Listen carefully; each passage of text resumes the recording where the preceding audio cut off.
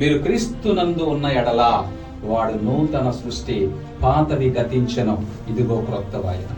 ఇంకా పాత స్వభావము, పాత అవిశ్వాసము, పాత ఏడుపులు నీ క్రొత్త సంవత్సరపు జీవితంలో ఉండటానికి వీల్లేదు. నువ్వు దేని కొరకు ఏడవాలి అంటే ఈ సంవత్సరంలో దేవుని వాక్యమును ధ్యానించడానికి నువ్వు ఏడుస్తూ ఉండాలి. దేవుని వాక్యము కొరకు ప్రయాసపడటానికి ఇష్టపడాలి. నీ కాళ్ళు పని చేయకపోయినా, నీ నడువు పని చేయకపోయినా, నీ దృష్టి పని చేయకపోయినా దేవుని వాక్యమును మాత్రమే నువ్వు పొందుకోవడానికి ప్రయాసపడాలి.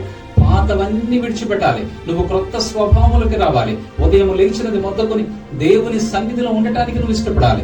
దేవుని సన్నిధిలో ఉండటం అంటే ఏంటో తెలుసా? దేవుని వాక్యము నీ లోపల ఉండటమే. దేవుని వాక్యము నీకు పదే పదే జ్ఞాపకం రావటమే నువ్వు దేవుని సన్నిధిలో ఉన్నట్లుగా పరిగణించబడుతుంది. వాక్యం మర్చిపోయి ఏం చేస్తావు? దేవుని వాక్యం మర్చిపోయి ఏం సాధించగలుగుతావు? కాబట్టి వాక్యాన్ని పట్టుకునే ప్రయత్నం చేయి. వాక్యాన్ని జ్ఞాపకం చేసుకునే ప్రయత్నం చేయి. ఉదయం నువ్వు ఏదైతే దేవుని వాక్యము చేత నింపబడుతున్నావో ఆ వాక్యము నీలో నుండి పోగొట్టుకోకుండా దాని కొరకు నువ్వు ప్రయాసపడు. వాక్యము నీ లోపల ఉంటే దేవుడు నీ లోపల ఉంటాడు. నువ్వు బహుగా ఫలించడానికి అవకాశం ఉంది. హల్లెలూయా. వాక్యము పోగొట్టుకొని నన్ను దేవుడు ఆశీర్వదించలేదు అనే మాట చెప్పబాకండి. నాకు సహాయం చేయట్లేదండి అనే మాట చెప్పబాకండి.